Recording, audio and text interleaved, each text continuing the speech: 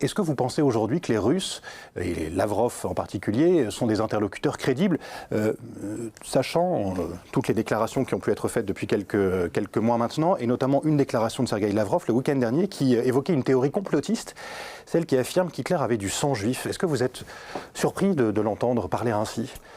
Je suis surpris en tout cas de voir l'ampleur des messages qui sont diffusés, de toutes ces théories. C'est ce qui fait d'ailleurs, vous avez vu dans les sanctions, on a commencé par limiter aussi la diffusion d'un certain nombre de messages par des organes qu'on peut encore qualifier peut-être de presse, mais en tout cas très étatiques, russes. Que ce soit Russia Today ou Sputnik, j'ai d'ailleurs dû signer au sein de la commission les décisions en la matière. Pourquoi ? Parce qu'on veut stopper ce genre de discours. Maintenant, sur l'avenir, peut-être commencer par le passé. Avec la Russie, on a eu l'occasion de discuter de beaucoup de choses. Je ne remonte pas très loin en arrière, mais regardez ne fût-ce que les accords de Paris sur le climat. On était très heureux d'avoir tout le monde à bord. Et quand les États-Unis sont partis, on était très heureux de les voir revenir. Mais la Russie participait à la discussion. Aujourd'hui, qu'est-ce qu'on peut dire ? On doit d'abord tout faire pour qu'il y ait un cessez-le-feu.